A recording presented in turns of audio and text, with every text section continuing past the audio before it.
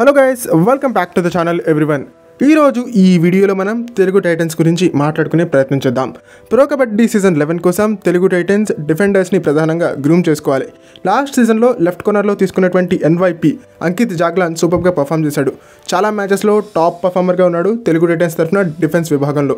So ఈ నేపథ్యంలో అతను ఎలాగో రిటర్న్ అవుతాడు కాబట్టి అతనితో పాటుగా కొంతమంది యంగ్ డిఫెండర్స్ని తెలుగు టైటన్స్ ఖచ్చితంగా గ్రూమ్ చేసుకోవాల్సి ఉంటుంది.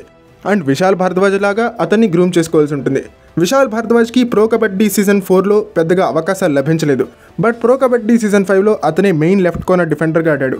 సో ఈ నేపథ్యంలో ప్రో కబడ్డీ సీజన్ 11లో అతన్ని సబ్స్టిట్యూట్ ప్లేయర్గా వినియోగించి కొన్ని అన్ఇంపార్టెంట్ మ్యాచెస్లో మాత్రమే ఆడించి ప్రో కబడ్డీ సీజన్ 12 కోసం అతన్ని ప్రిజర్వ్ చేసి అతను ఒక స్టార్గా ఎమర్జ్ అయ్యేందుకు అవకాశాలు కల్పిస్తే బాగుంటుంది తెలుగు టైటన్స్.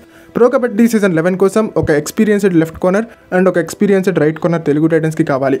వాళ్ళు కూడా మంచి ఫామ్లో ఉండాలి. అండ్ వీళ్ళతో పాటుగా మంచి ఎన్వైపీస్ని తీసుకుని డిఫెన్స్ విభాగంలో వాళ్ళని గ్రూమ్ చేసుకున్నట్టయితే కనుక ఫ్యూచర్ సీజన్స్లో అదొక అడ్వాంటేజ్గా తెలుగు టైటన్స్కి పరిణమించేందుకు అవకాశాలు ఉంటాయని చెప్పాలి. సో వాళ్ళ పూర్వ స్ట్రాటజీని రివైజ్ చేసి మరోసారి యంగ్ ఎన్వైపీ ప్లేయర్స్ని డిఫెన్స్ విభాగంలో మంచి ప్లేయర్స్ని తీసుకున్నట్టయితే తెలుగు టైటన్స్కి బెటర్ రిజల్ట్స్ లభించడానికి అవకాశాలు ఉంటాయని చెప్పాలి.